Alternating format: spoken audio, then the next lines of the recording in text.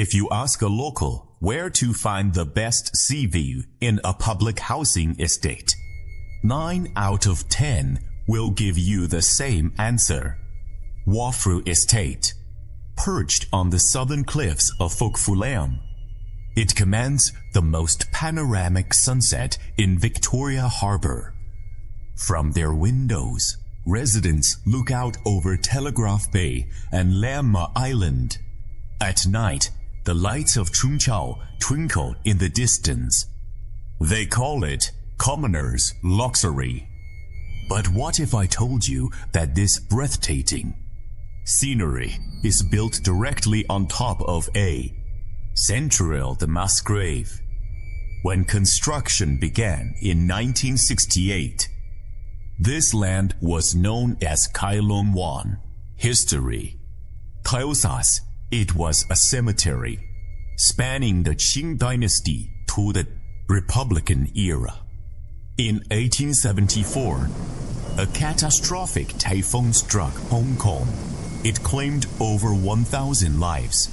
The bodies of the victims, along with pirates and unclaimed souls, were buried right here beneath these foundations. The cemetery was officially closed in 1959. Years later, the government built a town for the living on top of the city of the dead. The most beautiful landscapes often hide the darkest histories. Today, we open the files on 3 of Waterfall Estate's most enduring urban legends. Just a short walk from the estate lies a hidden gem known to hikers as Waterfall Bay. It is not your typical beach. A natural waterfall cascades directly from the cliffs into the ocean, looking like a ribbon of silver. It is a popular spot for photographers, but the locals, they will tell you never to swim there. Why? Because of a legend that has circulated for decades. Stories tell of a woman in a white dress, standing by the shore, looking into the water. If you get close enough, you'll see she has no face. But the horror is not just folklore. It is in the numbers. Public records confirm multiple drowning accidents at this very spot. As recently as March 2024, a 70-year-old man drowned here. Are these just tragic accidents caused by the current? Or is there truth to the local belief that water spirits are seeking a replacement? Residents will tell you that at night, the waterfall sounds different. They say you can hear voices. Echoes of the 1874 Typhoon victims washed out to sea, never to return to shore. It is a beautiful place. But if you stand by the water's edge, remember, you might not be alone. Leave the waterfall, follow the coastline, and you will stumble upon a sight that defies explanation. It has no official name on any map, but hikers call it the Graveyard of Gods. Imagine a rocky shoreline covered with thousands of deity statues. Guan Yin, the goddess of mercy. Guan Yun, the god of war. Earth gods, all of them weathered, some broken or abandoned. They sit there, thousands of eyes staring out at the open sea. An 88-year-old man, known as Uncle Wang, has voluntarily looked after these statues for over 30 years. He says he couldn't bear to see them thrown away like trash. But why are they here? In local culture, once a statue has been blessed, it possesses a spirit. You cannot simply throw it in the bin. That brings bad luck. But sometimes, people feel a statue is not working, or worse, that it is bringing negative energy into their home.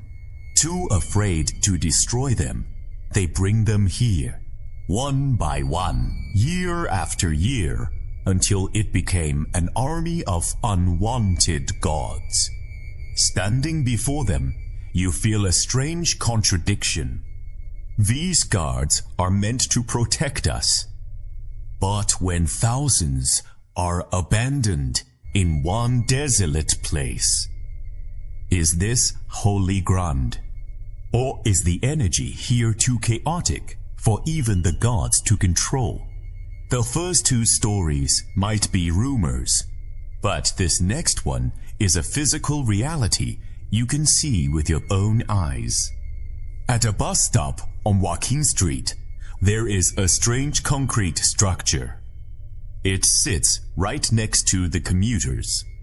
You will often see incense sticks burning in front of it, and fresh fruit offered as a sacrifice. The official government explanation is that it is a sealed ventilation shaft or a piece of construction waste, but the residents know it by a different name, the stone coffin. The story goes back to the construction of the estate.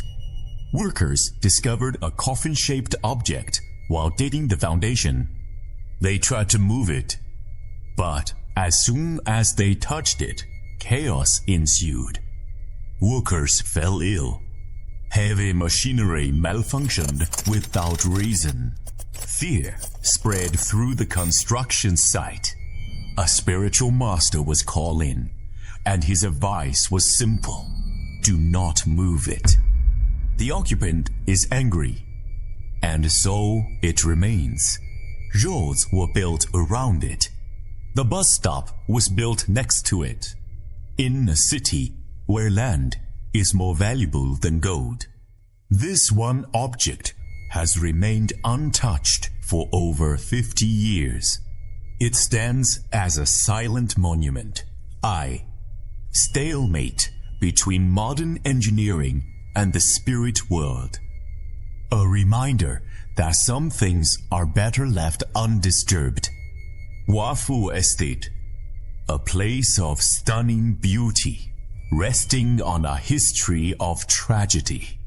Feng Shui masters call this place a boundary, a field where the energy of the living and the dead overlap. You might ask, why do people still live here? The residents have a simple philosophy: respect the land, and the land will let you live. They have learned to coexist with the history beneath their feet. But the mysteries of Wafu are not just in the ground or in the sea. Old residents still talk about the late 1970s. They remember a night when strange lights hovered silently over the estate. Huge, unexplained objects in the sky. But that is a story for the next episode.